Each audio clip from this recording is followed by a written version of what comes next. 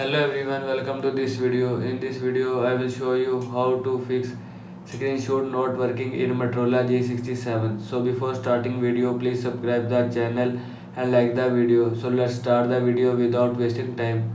First of all, restart device. Swipe down, open quick setting panel, click on power off icon and click on restart. After click on restart, restart your device. Now go back.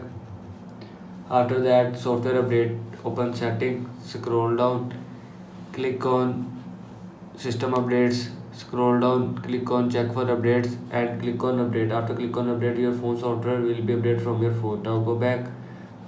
After that, allow swipe to capture.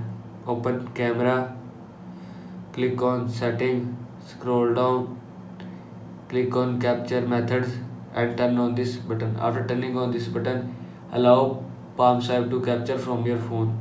This is how you can fix screenshot not working in Motorola G67. I hope you like this video and thanks for watching this video.